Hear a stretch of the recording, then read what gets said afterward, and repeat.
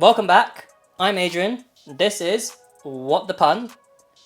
So today on the Mark 5 Golf GTI, I will be fitting the ECS rear wiper delete on the car. Some of you might be thinking, why? Especially when I've not resolved the rough idling issue on the car yet. But the parts arrived today and I thought it's a quick install, so why not? So this is how it's done.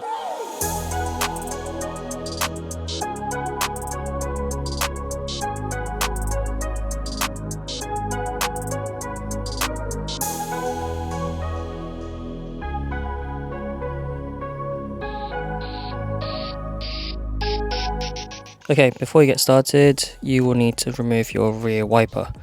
Luckily for me, the rear wiper on this Golf GTI was already missing. But to start off with, to remove your rear wiper, there is like a bit of a cover over the rear wiper. Get that cover removed, then there's like a 13mm holding it in. And then you kind of need to wiggle the rear wiper off. If that's a bit difficult, then you do need a rear wiper removal tool because of how much water exposure the rear wiper gets on the car.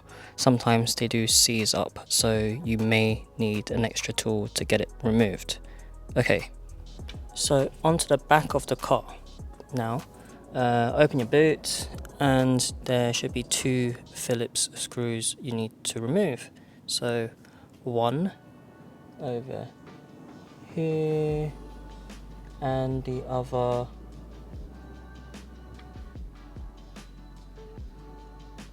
over here. Cool. Okay, so bit of advice when removing your the trim that covers the access to the rear wiper. There are lots of little metal clips that holds this into place, so ideally you want to use a trim tool so that you're not scratching the paint or damaging anything at the back. So there's a clip here, here. This one is still on the car, so for reassembly do make sure you put the clips back into place. Another one here, and here. Okay, so now we have access to the rear wiper mechanism, motor.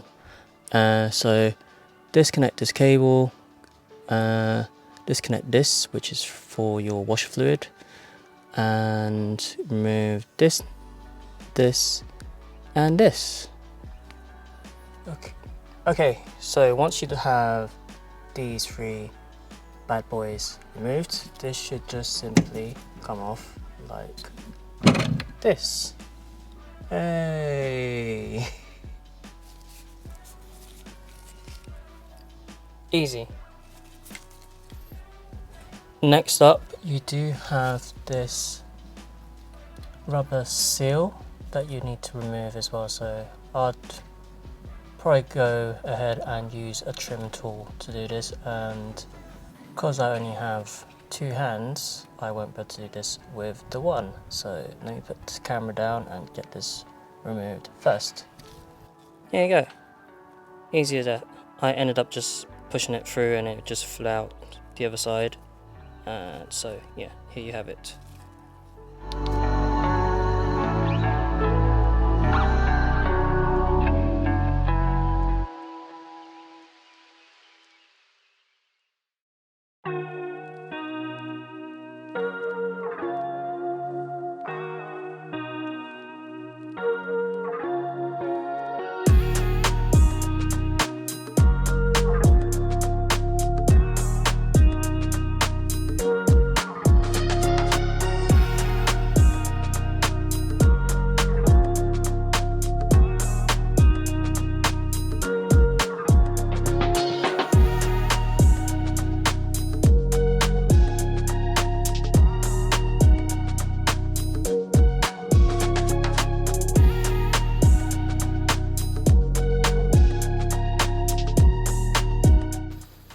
Okay, so there was like so rubber grommets, then your washer, then the locking nut.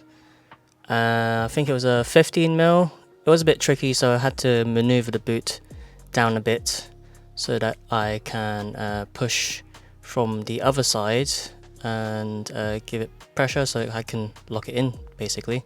But otherwise, pretty straightforward.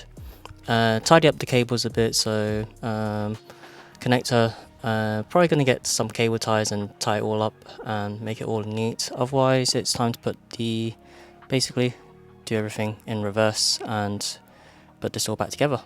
Cool, nice and easy. That's it.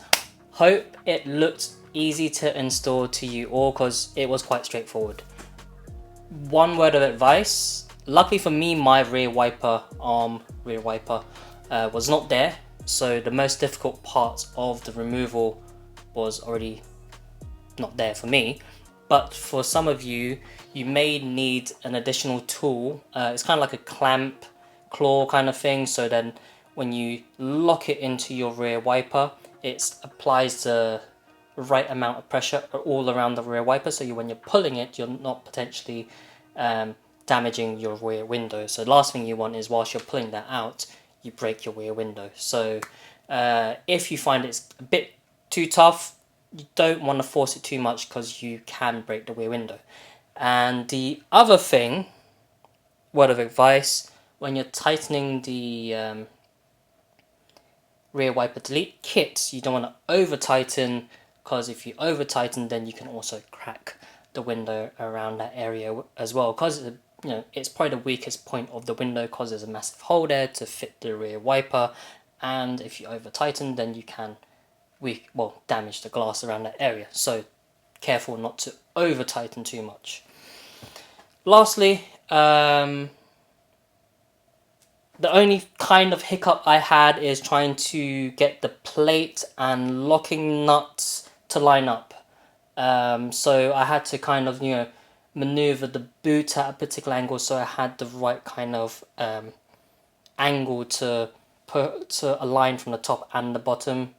If you're someone that's much taller than I am, you might not have that kind of struggle, but I kind of had to maneuver. You'll see in the video that I had to move the boot down a bit more, so I had the right kind of angle and applied to pressure from the top and the bottom to be able to lock it all up, because otherwise it gets a bit awkward. You push from the bottom and then it pops back out from the top. So just find the right angle. That's the only kind of like tricky part of the installation. Okay, so that's it for this week. Hope you enjoyed the video, and please make sure you're subscribed and also click on that notification bell if you haven't already. I will see you all next time. Bye bye.